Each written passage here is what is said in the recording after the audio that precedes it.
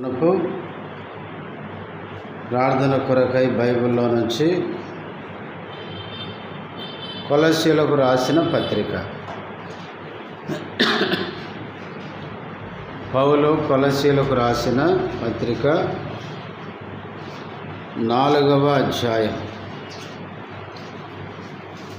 కొలస్సీ 4వ అధ్యాయము 2వ వచనము నుంచి 6వ వచనం వరకు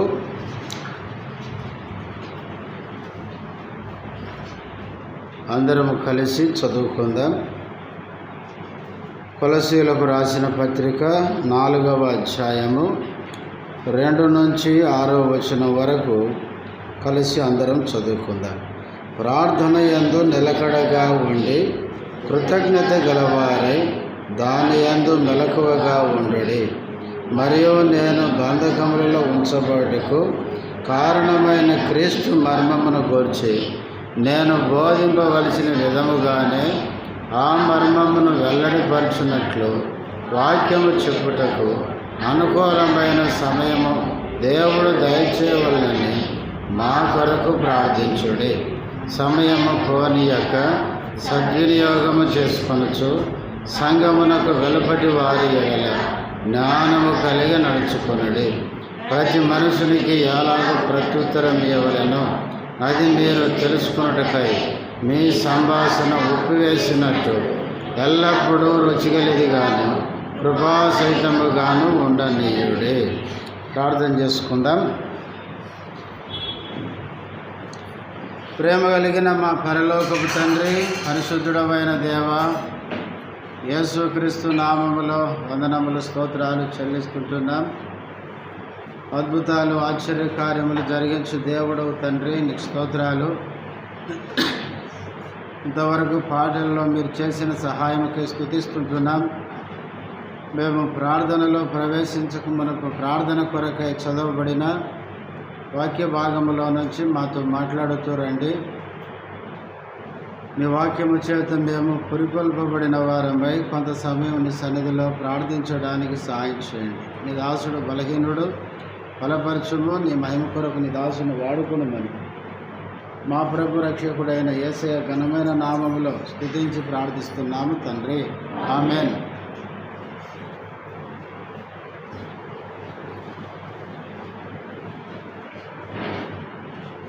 మనం చదువుకున్న ఈ భాగంలో పౌలు కొలస్సీ విశ్వాసులకి 8 విషయాలు ఇక్కడ జ్ఞాపకం చేస్తున్నాడు. 4వ అధ్యాయం 2 నుంచి 6 వచనాల్లో కొలస్సీ విశ్వాసులు ఎలా ఉండాలో 8 సంగతులు ఇక్కడ పౌలు వారికి జ్ఞాపకం చేస్తున్నాడు. మొదటిది, ప్రార్థనలో ఎట్లుండాలి? నిలకడగా ఉండి అన్నాడు. దేవుని పిల్లలు ప్రార్థనలో నిలకడగా ఉండాలి అన్నాడు. రెండవది, కృతజ్ఞత గలవారై అన్నాడు. మన ప్రార్థనకు దేవుడు జవాబిచ్చినప్పుడు దేవునికి కృతజ్ఞత చెల్లించాలి, కృతజ్ఞులమై ఉండాలి. మూడవది, మెలకువగా ఉండుడి. ప్రార్థన విషయంలో ఎట్లుండాలి? మెలకువగా ఉండాలి. నాలుగవది, 4వ వచనం 2 నుంచి 4 కలిసి ఉన్నాయి. 3వ లైన్లో క్రీస్తు మర్మమును గూర్చి నేను బోధింపవలసిన విధముగానే ఆ మర్మమును వెల్లడిపరచున్నట్లు. పౌలు భక్తుడు క్రీస్తు మర్మాన్ని లేక క్రీస్తును గూర్చి బోధించేటప్పుడు అది ప్రజలకు అర్థమయ్యేటట్లు బోధించున్నట్లు లేక వెల్లడి చేయున్నట్లు. తర్వాత 5వది, వాక్యము చెప్పుటకు అనుకూలమైన సమయము దేవుడు దయచేయవలెనని అని 3 కిందేముంది? వాక్యమునకు ప్రవేశ ద్వారము తెరవవలనని. 5వది, 4వది 5వది 4వదేనా? మొదటిది ప్రార్థనలో నిలకడ, రెండవది కృతజ్ఞత కలిగి ఉండాలి. 3 మెలకువగా ఉండాలి. 4 క్రీస్తును గూర్చి బోధించేటప్పుడు ప్రజలకి క్రీస్తు వెల్లడి అగునట్లు, స్పష్టంగా అర్థమగునట్లు బోధించడానికి ప్రార్థించమంటున్నాడు. 5వది వాక్యము చెప్పడానికి అనుకూలమైన సమయము దేవుడు దయచేయవలెనని, లేక ద్వారము తెరవాలని. పౌలు వాక్యం బోధించడానికి దేవుడు ద్వారాలు అనేక స్థలాల్లో తెరవాలని మా కోసం ఏం చేయమన్నాడు? ప్రార్థన చేయమన్నాడు. ఇప్పుడు 5 విషయాలు చూసాము. 5వ వచనం, సమయము పోనీయక సద్వినియోగము చేసుకొనొచ్చు. దేవుని పిల్లలు ఎట్లుండాలంటే సమయాన్ని సద్వినియోగం చేసుకోవాలి. భూమి మీద మనం బతికేదే తక్కువ కాలం. ఆ కాలంలో ఎక్కువ కాలం దేవుని కోసం మనం జీవించే ప్రయత్నం చేయాలి. సమయం పోనీయక సద్వినియోగం చేసుకోవాలి. ఇది 6వది. 7వది సంఘానికి వెలుపల ఉన్న వారి ఎడల జ్ఞానం కలిగి నడుచుకోవాలి. సంఘానికి వెలుపలంటే అన్యజనుల దగ్గర మనము ఎట్లా నడుచుకోవాలో చెప్తున్నాడు. ఇక 8వది ప్రతి మనుషునికి ఎలాగో ప్రత్యుత్తరం ఇవ్వాలని, అది మీకు తెలుసుకున్నట్టుకై మీ సంభాషణ ఎట్లుండాలి? ఉప్పు వేసినట్లు ఎల్లప్పుడూ రుచిగలదిగాను కృపాసహితముగాను ఉండనీయుడు. మన సంభాషణ, మనం మాట్లాడే మాటలు ఉప్పు వేసినట్లు, తర్వాత రుచిగా కృపాసహితంగా ఉండాలి. ఇక్కడ 8 విషయాలు చెప్పినాడు. మళ్ళీ గుర్తు చేస్తాను చూడండి. 1 ప్రార్థనలో నిలకడగా ఉండాలి. 2 కృతజ్ఞత కలిగి ఉండాలి. 3 మెలకువగా ఉండాలి. 4 క్రీస్తుని గురించి బోధించేటప్పుడు చక్కగా వినేవారికి అర్థమయ్యేటట్లు బోధించుటకు ప్రార్థన చేయమంటున్నాడు. తర్వాత 5వది వాక్యం చెప్పడానికి దేవుడు సమయాన్ని అనుకూలపరుచున్నట్లు, లేక ద్వారాలు తెరవడానికి ప్రార్థన చేయమన్నాడు. 6 సమయం పోనీయకుండా సద్వినియోగం చేసుకోవాలి అన్నాడు. 7 సంఘానికి వెలుపల ఉన్న వారి ఎడల జ్ఞానం కలిగి నడుచుకోమన్నాడు. 8 మన సంభాషణ ఎట్లుండాలంటే ఉప్పు వేసినట్లు రుచిగా కృపాసహితంగా ఉండాలి అని చెప్పినాడు. ఈ 8 విషయాలు మనం ఇప్పుడు చెప్పుకోలేం, కానీ మొదటి విషయాన్ని మాత్రమే ప్రార్థన కొరకు మనం జ్ఞాపకం చేసుకుందాం. మొదటిది, ప్రార్థన యందు ఎట్లుండాలి? నిలకడగా ఉండి. దేవుని పిల్లలు ప్రార్థనలో నిలకడగా ఉండాలి. బైబిల్లో మనము నిలకడగా ఉండాల్సిన విషయాలు కొన్ని ఉన్నాయి. మన ఆత్మీయ జీవితంలో మనం నిలకడగా ఉండాలి. అటు ఇటు చంచల మనస్కులమై చెదిరిపోకూడదు, కదిలిపోకూడదు. మనము నిలకడగా ఉండడం, స్థిరంగా ఉండడం అనేది చాలా ప్రాముఖ్యమైనది. చూడండి, మొదటిది కొరింథీయులకు రాసిన మొదటి పత్రిక 16వ అధ్యాయం. కొరింథీయులకు రాసిన మొదటి పత్రిక 16వ అధ్యాయం 13వ వచనం, మెలకువగా ఉండుడి. చాలులే అమ్మ. మొదటిది దేంట్లో నిలకడగా ఉండాలి? విశ్వాసమందు నిలకడగా ఉండుడి అన్నాడు. రెండవది రూతు గ్రంథం 2వ అధ్యాయం. రూతు గ్రంథము 2వ అధ్యాయము 8వ వచనం. అప్పుడు బోయాజు రూతుతో, నా కుమారి, నా మాట వినుము, వేరొక పొలములో ఏరుకొనుటకు పోవద్దు, దేనిని విడిచిపోవద్దు. ఇచ్చట నా పనికెత్తల యొద్ద నిలకడగా ఉండుము. బోయాజు రూతుతో మాట్లాడుతున్న మాట, మోయాబు దేశం నుంచి ఇజ్రాయెల్ దేశానికి వచ్చింది రూతు. తన కుటుంబాన్ని పోషించుకోవడానికి ఏ పొలంలోనికి వచ్చింది? బోయాజు పొలంలోనికి వచ్చింది. బోయాజు పొలంలోకి వచ్చిన రూతును బోయాజు వచ్చి చూసి ఏమన్నాడంటే, ఇచ్చట నా పనికత్తెల యొద్ద నువ్వు ఎట్లుండాలి? నిలకడగా ఉండుము. ఇప్పుడు 23వ వచనం. కాబట్టి యవల కోతయు గోధుమల కోతయు ముగియు వరకు ఆమె ఏరుకొనుచు బోయాజు పనికత్తెల యొద్ద నిలకడగా నుండి తన అత్త ఎంట నివసించెను. 8వ వచనంలో బోయాజు చెప్పినట్లు రూతు బోయాజు పనికత్తెల యొద్ద ఎట్లుందంట? నిలకడగా ఉంది. బోయాజు పొలములో బోయాజు పనివారితో నిలకడగా ఉంది.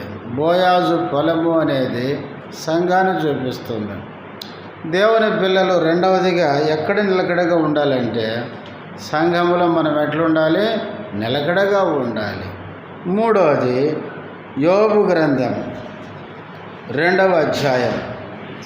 యోబు గ్రంథం 2వ అధ్యాయం 3వ వచనం. అందుకు యెహోవా, నీవు నా సేవకుడైన యోబు సంగతి ఆలోచించితివా? అతడు యథార్థవర్తనుడును న్యాయవంతుడునై దేవుని యందు భయభక్తులు కలిగి చెడుతనము విసర్జించిన వాడు భూమి మీద అతని వంటి వాడెవడు లేడు. నిష్కారణముగా అతనిని పాడు చేయుటకు నీవు నన్ను ప్రేరేపించినను అతడు ఇంకనూ తన యథార్థతను వదలక నిలకడగా నున్నాడనగా. యోబు గ్రంథం మనకు తెలుసు. 1వ అధ్యాయంలో మొదట యోబు ఎంతో దీవించబడ్డాడు. ఊజు దేశంలోనే ఏంటంటే గొప్ప ధనవంతుడు, 10 మంది పిల్లలు, భార్య, కుటుంబం, పనివారు, ఎంతో సంతోషంగా గడుస్తున్న దినాలు. ఇంతలో సడన్గా ఏమైంది? ఆస్తి అంతా పోయింది. పిల్లలు 10 మంది చనిపోయారు. చివరికి కుటుంబంలో భయంకరమైన శోధన వచ్చింది. కుటుంబంలో 10 మంది పిల్లలు చనిపోతే తల్లిదండ్రులకి ఎట్లుంటుంది? ఎంత భయంకరమైన శోధన. అయితే దేవుడు యోబు గురించి చెప్తున్నాడు. 3వ వచనంలో చూడండి, చివర్లు అంటాడు, దేవుడు సాతానుతో మాట్లాడుతూ, నీవు నన్ను ప్రేరేపించినను ఎందుకు? నిష్కారణముగా అతనిని పాడు చేయుటకు. యోబును పాడు చేయడానికి సాతానుడు దేవుణ్ణి ఏం చేశాడు? ప్రేరేపించాడు. నాకు అనిపిస్తుంది సైతాను దేవునే ప్రేరేపించాడంటే వాడు ఎంత శోధకుడో చూడండి. దేవుని పిల్లల్ని పాడు చేయాలని వానికి ఎంత క్రూరత్వం, ఎంత ద్వేషం దేవుని పిల్లల మీద ఉంటుందో దీన్ని బట్టి మనకు అర్థమవుతుంది. యోబు కుటుంబాన్ని పాడు చేయడానికి అపవాది సాతానుడు దేవుణ్ణే ప్రేరేపించాడంట. అయితే చివర్లో చదువుతాం, అతడు ఇంకనూ తన యథార్థతను వదలక ఎట్లున్నాడు? నిలకడగానున్నాడనగా. ఇది సంగతి. యోబు జీవితంలో అంత భయంకరమైన శోధన వచ్చిన తన యథార్థత, తన భక్తి విషయంలో ఎట్లున్నాడు? నిలకడగా ఉన్నాడు. తన యథార్థతను వదిలిపెట్టలేదు, తన భక్తిని విడిచిపెట్టలేదు. దేవుడు నాకు ఇంత అన్యాయం చేశాడని దేవుని దూషించి భక్తిలో వెనక్కి జారిపోలేదు. అంటే మూడవది ఏం చూస్తున్నామంటే మన జీవితంలో ఎలాంటి పరిస్థితులు వచ్చినా మన భక్తిలో మనం ఎట్లుండాలండి? నిలకడగా ఉండాలి. ఇప్పుడు 3 చెప్పుకున్నాం. 1 విశ్వాసములో నిలకడ, 2వది సంఘములో సహవాసములో నిలకడ, 3వది మన జీవితంలో ఎన్ని శోధనలు వచ్చినా మన భక్తిలో మనం ఎట్లుండాలి? నిలకడగా ఉండాలి. 4వది యోహాను సువార్త 15వ అధ్యాయం. 4వ వచనం, నా యందు నిలిచి ఉండుడి, మీ యందు నేనును నిలిచి ఉందును. తీగ ద్రాక్షావళిలో నిలిచి ఉంటేనే కానీ తనంతటి తానే ఎలాగూ ఫలింపదో, అలాగే నా యందు నిలిచి ఉంటేనే కానీ మీరును ఫలింపరు. ఇక్కడ నా యందు నిలిచి ఉండి, మనం ప్రభువులో నిలిచి ఉండాలి. 4వదిగా మనం ఎక్కడ నిలిచి ఉండాలి, నిలకడగా ఉండాలి అంటే ప్రభువులో. నా యందు నిలిచి ఉండుడి, మీ యందు నేను నిలిచి ఉందును. నిలిచి ఉండడము అంటే ఇక్కడ అర్థం ఏంటంటే, ఇక్కడ తీగ ద్రాక్షావల్లితో పోల్చినాడు. ద్రాక్షావల్లిని నేను, మీరు తీగలు అన్నాడు. తీగ ద్రాక్షావల్లిలో నిలిచి ఉండాలి. ద్రాక్షావల్లి నిలిచి ఉండడం అంటే తీగ ద్రాక్షావల్లికి అంటు కట్టబడి అతుకబడి ఉండాలి. ద్రాక్షావల్లి నుంచి తీగ వేరైందనుకోండి, ఏమవుతుందండి? అది ఎండిపోతుంది, జీవాన్ని కోల్పోతుంది. ప్రభువులో నిలిచి ఉండడం అంటే ప్రభువుతో మనము అంటుకట్టబడి ఉండడం, ప్రభువుతో సంబంధం కలిగి ఉండడం. ప్రభువు నుంచి మనల్ని వేరు చేసే ఏ పాపమైనా మనం కత్తిరించేయాలి. ప్రభువు నుంచి మనం వేరైతే మనం కూడా జీవాన్ని కోల్పోతాం. ద్రాక్షవల్లి నుంచి తీగ వేరైతే జీవం కోల్పోయినట్లే ప్రభువు నుంచి మనం వేరైతే మనము జీవాన్ని, ఆత్మీయ జీవాన్ని కోల్పోతాం. అందుకనే ప్రభువుతో మనం ఎప్పుడూ సహవాసం, సంబంధం కలిగి ఉండాలి. ప్రభువు నుంచి మనల్ని దూరం చేసేది ఏదైనా కావచ్చు, దాన్ని మనం ఏం చేయాలి? కత్తిరించాలి, దాన్ని మనం విడిచిపెట్టాలి. అందుకనే ప్రభువులో నిలిచి ఉండడం అంటే నిత్యము ప్రభువుతో సంబంధము, సహవాసం కలిగి ఉండడం. తీగ ద్రాక్షావల్లితో అంటుకట్టుబడి ఉంటేనే ఫలిస్తుంది. అలాగే క్రీస్తులో మనము నిలిచి ఉంటేనే క్రీస్తు జీవాన్ని పొంది మనం కూడా బహుగా ఫలిస్తాం.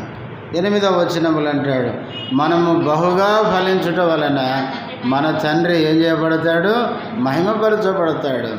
మన జీవితం ఫలభరితంగా ఉంటే మన దేవునికి మహిమ కలుగుతుంది, మన దేవుడు గణపరచబడతాడు. ఇప్పుడు ఎన్ని చెప్పుకున్నాం? 4 చెప్పుకున్నాం. 1 విశ్వాసములో నిలకడగా ఉండాలి. 2 సహవాసములో, సంఘములో నిలకడగా ఉండాలి. 3 మన భక్తిలో నిలకడగా ఉండాలి. 4 క్రీస్తులో నిలకడగా ఉండాలి. 5వది కొలసి పత్రికలో మనం చదువుకున్నాం. 4వ అధ్యాయం 2వ వచనం, ప్రార్థన యందు నిలకడగా ఉండి. చాలు.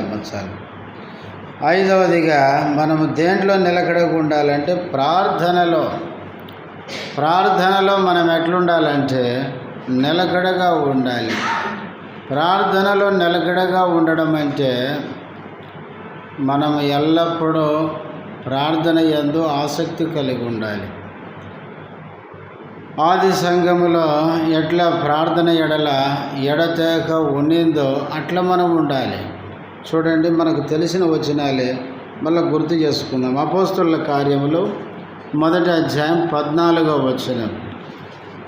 అపోస్తలుల కార్యములు 1వ అధ్యాయం, వీరందరూ వీరితో కూడా కొందరు స్త్రీలను యేసు తల్లి అయిన మరియయు ఆయన సహోదరులను ఏక మనసుతో ఎడతెగక ప్రార్థన చేయొచ్చు.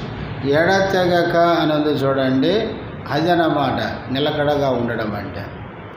దేవుని పిల్లలు ప్రార్థనలో ఎడతెగకుండా ఉండాలి. తర్వాత 2వ అధ్యాయం 42వ వచనం, ఇది అపోస్తలుల కార్యం. వీరు అపోస్తల బోధ యందును, సహవాసమందును, రొట్టె విరుచుట యందును, ప్రార్థన చేయుట యందును ఎడతెగక, ఈ మాట గుర్తుపెట్టు, ఎడతెగక ఉండిరి. ప్రార్థన ఎల్లప్పుడూ ఎడతెగకుండా ఉండాలి. 6వ అధ్యాయం, ఇదే అపోస్తలుల కార్యములు 6వ అధ్యాయం 4వ వచనం. అయితే మేము ప్రార్థన యందును వాక్య పరిచర్య యందును, ఈ ఎడతెగక అనే పదాలు మీరు గుర్తుపెట్టుకోవాలి. ప్రార్థన యందును వాక్య పరిచర్య యందును ఎడతెగక యుందుమని చెప్పారు. ప్రార్థన ఎడల మనం ఎడతెగకుండా ఉండాలి. అంటే ఎప్పుడూ ప్రార్థనా జీవితాన్ని కలిగి ఉండాలి. నిలకడగా ఉండడము అంటే ఈరోజు ప్రార్థన చేసుకొని రేపు ప్రార్థన నిర్లక్ష్యం చేస్తే ప్రార్థన ఎడల ఏం లేదండి, నిలకడ లేదు. రేపు చేసుకొని ఎల్లుండి చేసుకోలేదనుకోండి, నిలకడ లేదు. అవతల ఎల్లుండి చేసుకున్నాం అనుకో, నిలక లేదు, అంతే. అందుకే ప్రార్థన ఎడల నిలకడ. అందుకే ఒక సేవకుడు ఈ మాటని ఎట్లా చెప్పాడంటే, దేవుని పిల్లలు ఉదయాన్నే లేవగానే ఏం చేయాలంటే ప్రార్థన చేసుకోవాలి. అది ఒకరోజు కాదు, ఎట్లా ప్రతి దినం. అదే నిలకడగా ఉండడం అంటే. ఈరోజు చేసుకుంటా, రేపు చేసుకోను, ఎల్లుండి చేసుకుంటా, అవకలు ఎల్లుండి చేసుకొని అంటే ఏం లేనట్టు, నిలకడ లేనట్టు.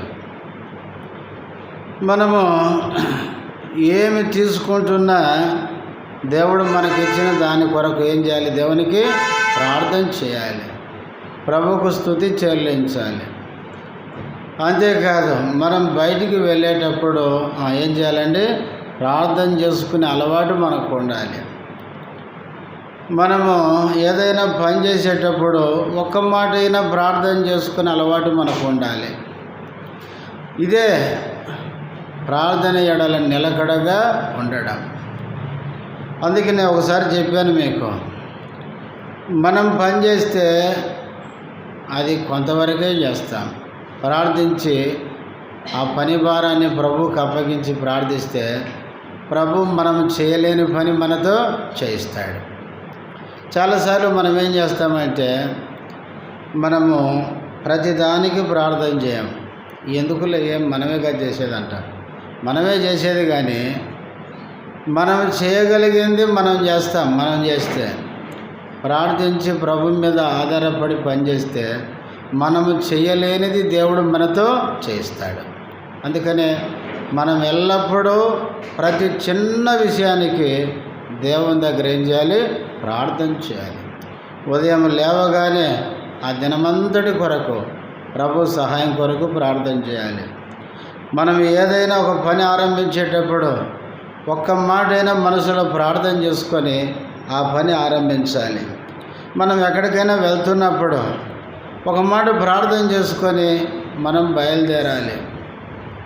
మనం చేసే ప్రతి దానిలో ఏముండాలండి? ప్రార్థన, ప్రార్థన, ప్రార్థన. కానీ మనకు విసుగు వచ్చేది ఏంటంటే ప్రార్థన అంటేనే. అందుకే యేసుప్రభు అన్నాడు, మీరు విసుగక నిత్యము ప్రార్థన చేయుచుండవలెననుటకు ఆయన ఈ ఉపమానము చెప్పాను. దేవుని పిల్లలకి ప్రార్థన అంటేనే విసుగు. అందుకనే ఈ దినాల్లో మనం అన్ని కూడికలకు అందరూ వస్తారు, కానీ ప్రార్థనా కూడికకు. అందుకే ఒకసారి పోయిన వారం, అంతకుముందు వారమే చెప్పాను, ఓఎం ఫౌండర్ హెబ్రోన్కి వచ్చినప్పుడు ఆయన ఫస్ట్ అది అడిగినాడు. ఒకసారి ఏమన్నాడంటే, ఆదివారం ఆరాధనకి ఎంతమంది వస్తారంటే 3000 మంది అని చెప్పారంట. బైబిల్ స్టడీకి ఎంతమంది వస్తారంటే 300 మంది అని చెప్పారంట. మరి సంఘ ప్రార్థనకి ఎంతమంది వస్తారంటే 100 మంది అన్నారంట. 100 మంది అంటే ఆల్రెడీ 60-70 మంది హెబ్రోన్లో ట్రైనింగ్లో ఉండేవాళ్ళే ఉంటారు. ఇంకా వచ్చేది ఎంతమంది? 20-30 మంది. అంత పెద్ద సంఘంలోనే సంఘ ప్రార్థనకి 20-30 మంది వస్తే సంఘాలు ఎట్లా అభివృద్ధి చెందుతాయి? అందుకే చివరి దినాల్లో ప్రియులారా, మనం ప్రార్థన ఎడల ఎట్లుండాలండి? నిలకడగా ఉండాలి. ఈ కొలసి పత్రికలోనే పౌలు ప్రార్థన విషయమే కొన్ని మాటలు చెప్పాడు. చూడండి, ఆ మాటలు గుర్తు చేసుకొని మనం ప్రార్థనలోకి వెళ్దాం. కొలసీలకు రాసిన పత్రిక మొదటి అధ్యాయము 3-4 వచనాలు. పరలోకమందు మీ కొరకు ఉంచబడిన నిరీక్షణను బట్టి క్రీస్తు యేసునందు మీకు కలిగి ఉన్న విశ్వాసమును గూర్చి పరిశుద్ధులందరి మీద మీకున్న ప్రేమను గూర్చి మేము విని చాలేమ్మా. ఇక్కడ ఏమంటున్నాడు పౌలు? మేము విని. ఏం విన్నాడు? పరలోకమందు ఏముందంటే వారికి నిరీక్షణ. యేసుక్రీస్తు నందు వాళ్ళకేముంది? విశ్వాసము. పరిశుద్ధులందరి మీద ఏముంది? ప్రేమ. ఈ 3 లక్షణాలు కొలసీ విశ్వాసంలో ఉన్నాయి. నిరీక్షణ, విశ్వాసము, ప్రేమ. కొరింథీ మొదటి పత్రిక 13వ అధ్యాయంలో 13వ వచనంలో పౌలు ఇదే చెప్పినాడు. విశ్వాసము, నిరీక్షణ, ప్రేమ, ఈ 3 నిలుచును. వీటిలో శ్రేష్టమైనది ప్రేమయే అన్నాడు. అయితే కొలసీ విశ్వాసులలో ఈ 3 లక్షణాలు ఉన్నాయి. పరలోకం మందేమో నిరీక్షణ ఉంది. అంటే ఒక దినాన మేము పరలోకం వెళ్తాము అనే నిరీక్షణ వాళ్ళు పెట్టుకున్నారు. యేసుక్రీస్తు మీద ఏముంది? విశ్వాసం ఉంది. దేవుడు ఏమైనా మాకు సహాయం చేస్తాడన్న విశ్వాసం. పరిశుద్ధుల మీద ఏముంది?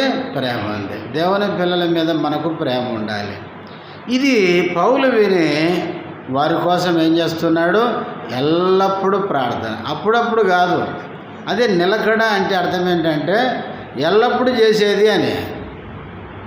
ఈ వారం ప్రార్థనకు వచ్చే వారం రాలేదనుకోండి, నిలకడ లేదు అంతే.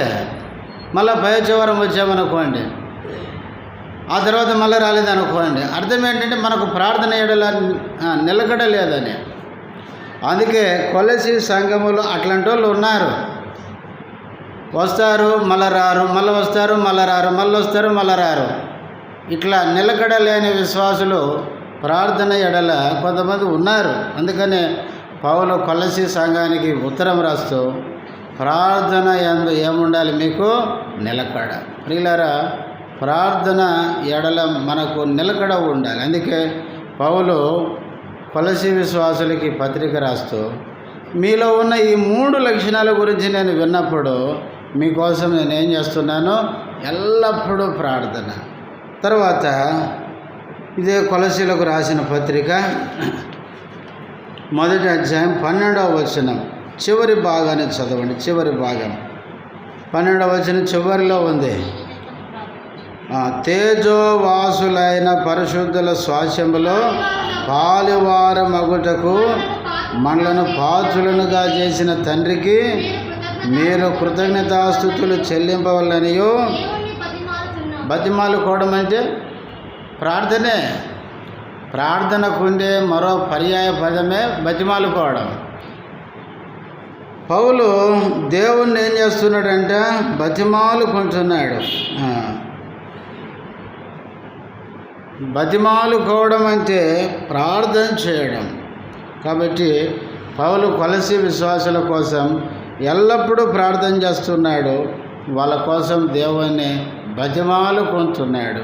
ఇక 4వ అధ్యాయం ఇదే కొలసీలకు రాసిన పత్రిక 4వ అధ్యాయం 12వ వచనం మీలో ఒకడును క్రీస్తు యేసు దాసుడునైన ఎపఫ్రా మీకు వందనములు చెప్పుచున్నాడు. మీరు సంపూర్ణులను ప్రతి విషయములో దేవుని చిత్తమును గురించి సంపూర్ణాత్మ నిశ్చయత గలవారునై నిలకడగా ఉండవలెనని ఇతడు ఎల్లప్పుడూ మీ కొరకు తన ప్రార్థనలలో పోరాడుచున్నాడు. ఎపఫ్రా ఎవరంటే కొలసీ పట్టణస్థుడే. మీలో ఒకడు అన్నాడు. కొలసీ పట్టణంలో ఒకడున్నాడు. అతడు ఎవరండి? కొలసీ విశ్వాసుల కొరకు ప్రార్థనలో పోరాడేవాడు. నిజంగా ఈ మాట చదివినప్పుడు మన గురించి కూడా ఈ మాట చెప్పాలి కదా. యెరూషలేములో ఒకడున్నాడండి. అతడు యెరూషలేము సంఘ విశ్వాసుల కోసం ప్రార్థనలో ఎప్పుడు ఏం చేస్తుంటాడు? పోరాడుతుంటాడు. చెప్తారా? యెరూషలేము సంఘములో ఒక సిస్టర్ ఉందండి. ఆమె ప్రార్థనలో సంఘము కొరకు ఎల్లప్పుడూ ఏం చేస్తుంది? పోరాడుతుంది. ప్రియులారా, మన గురించి అట్లా చెప్తే ఎంత బాగుంటుంది. అందుకనే సంఘము కొరకు ప్రార్థించేవారు కావాలి. అందుకే ప్రార్థన అనేది చాలా ప్రాముఖ్యమైనది. సంఘములో దేవుడు గొప్ప కార్యాలు జరిగించాలంటే, సంఘము ఉజ్జీవింపబడాలంటే, సంఘము ఆత్మీయంగా వర్ధిల్లాలంటే, మన కుటుంబాలు సంతోషంగా ఉండాలంటే, మనము, మన పిల్లలు, మన కుటుంబాలు నెమ్మదిగా సుఖంగా బ్రతకాలంటే మనం ఏం చేయాలంటే ప్రార్థన చేయాలి. ప్రార్థన ఎప్పుడు నిర్లక్ష్యం చేస్తామో అప్పుడే మన ఆత్మీయ జీవితం పాడైపోతుంది. ప్రార్థన అనేది చాలా ప్రాముఖ్యమైనది. నేను చాలాసార్లు చెప్పాను మీకు. ఆది సంఘంలో అంత ఉద్యోగం ఎందుకు వచ్చింది అంటే, ఆనాడు ఆది సంఘం ఎడతెగకుండా దేవునికి ఏం చేసింది? ప్రార్థన. అపోస్తలుల కార్యం 1:14 ఇందాక చదివాం. మేడగదిలో 120 మంది ఉన్నారు. ఏక మనసుతో ఎడతెగకుండా ఏం చేస్తున్నారు? ప్రార్థన చేస్తున్నారు. 2వ అధ్యాయంలో 3,000 మంది నమ్మి బాప్తిసం తీసుకున్నారు. 3,000 అంటే అక్కడ 3,000 కరెక్ట్ అని కాదు, అక్కడ ఇంచుమించు అనే పదం ఉంది. అంటే ఇంచుమించు 3,000 అన్నాడు, కానీ ఇంకా ఎక్కువే ఉండొచ్చేమో. పరిశుద్ధాత్ముడు ఇంచుమించు కొన్నిసార్లు అంటాం, ఈరోజు మీటింగ్కి ఎంతమంది వచ్చారు అంటే ఇంచుమించు 100 మంది వచ్చింటారంటే కరెక్ట్ 100 నెంబర్ అని కాదు. అర్థమైంది కదా? అంటే పెంతెకోస్తు పండగ రోజు ఇంచుమించు 3,000 ఉండొచ్చు అని చెప్పినాడు. అంతే, ఇంకా ఎక్కువ ఉండొచ్చు, తక్కువ ఉండొచ్చు. ఆ 3,000 మంది ప్లస్ 120 మంది, ఇప్పుడు ఎంతమంది అయినారు? 3,120 అనుకుందాం. ఇంతమంది ఏం చేస్తున్నారు? ఎడతెగకుండా ప్రార్థన. ఎంత ఉద్యోగం ఉంటుంది చూడండి. మనం కొద్దిమంది కూడా ప్రార్థిస్తేనే కొంత ఆత్మీయ పురుకొల్పు ఉంటే, 3,120 మంది ఒక చోట చేరి ప్రార్థిస్తే ఎంత ఉద్యోగం ఉంటుంది ఆలోచించండి. అపోస్తలుల కార్యములు 4వ అధ్యాయము వచ్చేసరికి అక్కడ 5,000 మంది పురుషులు అని చదువుతాం కదా. పురుషులు 5,000 అంటే ఇంక స్త్రీల సంఖ్య చెప్పలేడా? సాధారణంగా రక్షణ పొందే వారిలో పురుషులు ఎక్కువ ఉంటారా, స్త్రీలు ఎక్కువ ఉంటారా? మన తెలంగాణలో పురుషులు కనపడతారు. ఆంధ్రాకు పోతే మొత్తం స్త్రీల సంఘమే ఉంటుంది. సంఘ పెద్దలు కూడా స్త్రీలే ఉంటారు. నేను ఒక సంఘానికి పోయాను, హెబ్రోన్ నుంచి పంపిస్తే. ఆడ సంఘ పెద్దలు 2 సిస్టర్స్. తర్వాత వాళ్ళు 2 కానుక పెట్టి తీసుకుంటారు, లెక్క పెట్టుకుంటారు, డబ్బులు తీసుకుపోతారు. నేను చూశాను, ఏంది ఇది? స్త్రీలు ఏంది సంఘ పెద్దలుగా ఉండడం ఏంది? నేను ఆశ్చర్యపోయాను. అక్కడున్న పెద్ద సేవకులు కూడా చెప్పడం లేదు. ఎందుకంటే చెప్తే ఏమైంది, ఎక్కడ మాకు చుట్టుకుంటుందో అని.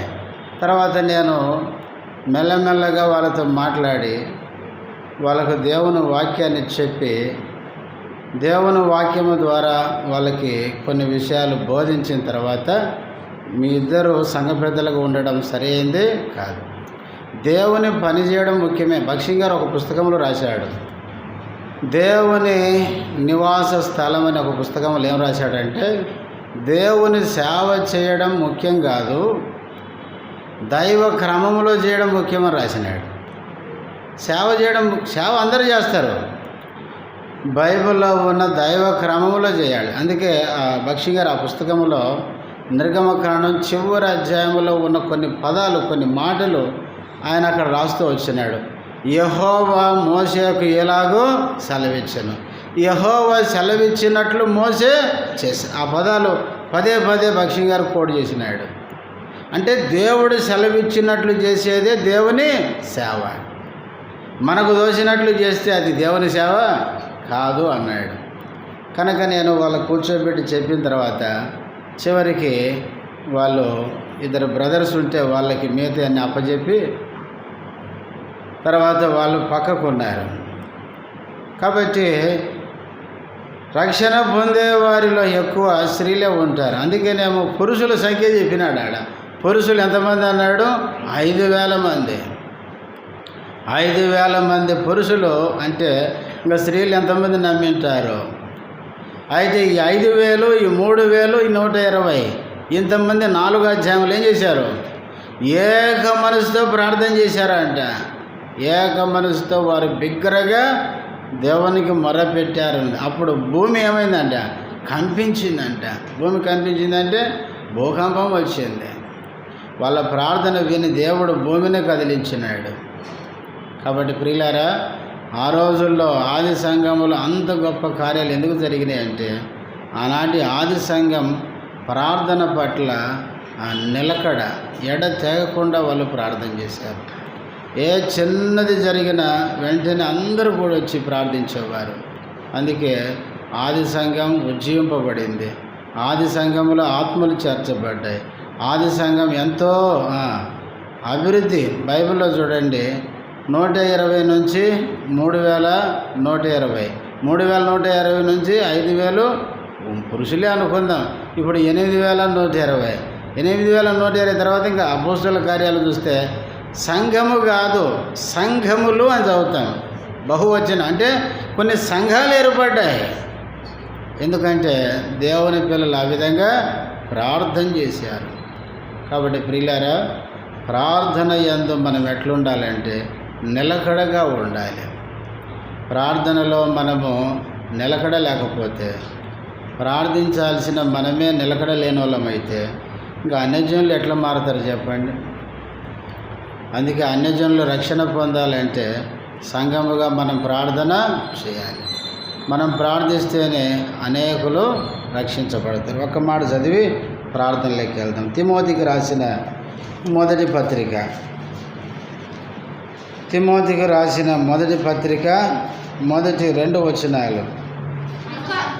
మనము సంపూర్ణ భక్తియు మాన్యతయు కలిగి నెమ్మదిగాను సుఖముగాను బ్రతుకు నిమిత్తము అన్నిటికంటే ముఖ్యముగా మనుషులందరి కొరకును, రాజుల కొరకును, అధికారులందరి కొరకును విజ్ఞాపనలను, ప్రార్థనలను, యాచనలను, కృతజ్ఞతాస్తుతులను చేయవలనని పౌలు తన ప్రియకుమారుడైన తిమోతిని హెచ్చరిక చేస్తున్నాడు. ఏం చేయాలని? ప్రార్థన చేయాలని. ఎందుకు? 3వ వచనం, ఇది మంచిదియో మన రక్షకుడగు దేవుని దృష్టికి అనుకూలమునై ఉన్నది. ప్రార్థన చేయడం అనేది మంచిది, దేవుని దృష్టికి ఏంటి? అది అనుకూలం. ఎందుకంటే 4వ వచనం, ఆయన మనుషులందరూ రక్షణ పొంది సత్యమును గూర్చిన అనుభవ జ్ఞానము గలవారై ఉండవలనని ఇచ్చించడం అంటే కోరుకుంటున్నాడు దేవుడు. దేవుడు కోరుకునేది ఏంటంటే, ఆశపడేది ఏంటంటే మనుషులందరూ ఏం కావాలి? రక్షించబడాలి. రక్షించబడిన మనమే ప్రార్థన నిర్లక్ష్యం చేస్తే ఇంకా ఎవరు రక్షించబడతారు చెప్పండి? అందుకనే ప్రియులారా, మనము ప్రార్థన ఎడల నిలకడ అనేది అవసరం. ఎల్లప్పుడూ మనం ప్రార్థన చేసేవారంగా ఉండాలి. వ్యక్తిగతంగా చేయాలి, కుటుంబంగా చేయాలి, సంఘముగా ప్రార్థన చేయాలి. మనం ప్రార్థించినప్పుడే దేవుడు మన సంఘాన్ని దీవిస్తాడు. మన సంఘము ద్వారా అనేకుల్ని కూడా దీవిస్తాడు, అనేకులు రక్షిస్తాడు, అనేకుల్ని దేవుని మందిరానికి నడిపిస్తాడు. మోకరించండి, ప్రార్థనలోకి వెళ్దాం.